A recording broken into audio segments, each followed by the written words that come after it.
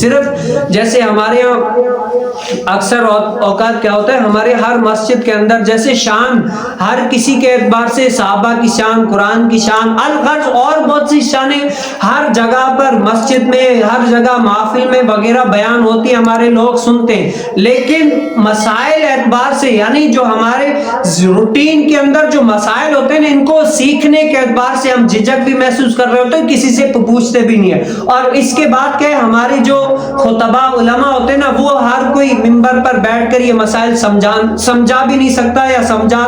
سکتا ہے تو وہ بتاتا نہیں ہے، تو کیا ہے یہ بھی چلتا رہتا ہے۔ لیکن ہماری نیت ہے کہ انشاءاللہ جل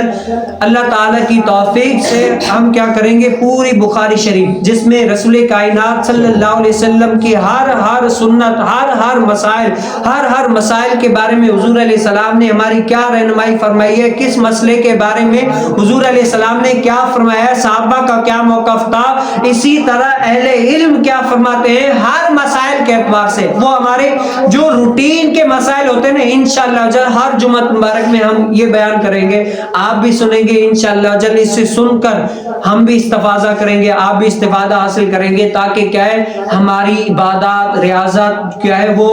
محفوظ ہو سکے۔ نماز کو پڑھ تو رہے لیکن نماز کو بچا بھی سکے، عبادت کر تو رہے لیکن عبادت کو بچا بھی سکے، ورنہ عبادت کسی کو بتایا کہ بھائی غسل اس طرح کیا جاتا ہے تو وہ کیا ہے بندہ رونے لگا کہ یار کتنے سالوں سے میں نے ایک نماز بھی نہیں چھوڑی، لیکن جو شرعی اعتبار سے آپ نے غسل کے مسائل بتائے نا کہ یہ مسائل ہے غسل کے، اگر اس طریقے سے غسل نہیں کرو گے تو آپ کا غسل ہی نہیں ہوگا، اگر غسل نہیں ہوگا تو نماز، روزہ وغیرہ عبادت، ریاضت کچھ بھی نہیں ہوگی۔ میں نے اتنی نمازیں پڑھی تو مطلب کیا ہے میری کوئی بھی نماز نہیں ہوگی۔ باہر اعتبار سے جو باہر ہوتے ہیں نا وہ غسل اس طرح بس پانی بہا کے آ جاتے ہیں، بھائی پانی بہا لیا بھائی غسل ہو گیا، بس یہ ہے۔ حالانکہ اہل علم جانتے ہیں اگر اس طریقے سے اگر کوئی غسل کرتا ہے تو جتنے سال کی نمازیں پڑھ رہی ہے اس کی نمازیں ضائع، جتنے سال قرآن پڑھا اس کو قرآن چھونے کا گناہ ملا۔ تو یہ کیا ہے، یہ علم سے ناشنی۔ اسی لیے علماء نے فرمایا کہ اگر ایک بندہ پوری رات نوافل پڑھتا رہے، 1000 رکعت نوافل پڑھتا رہے، لیکن ایک بندہ ہے کسی عالم کے ساتھ بیٹھ کر دین کے 2-4 مسائل سیکھنے کی کوشش کرتا ہے تو سب سے زیادہ ثواب اس بندے کو ملے گا جس نے شریعت کو سیکھا ہے۔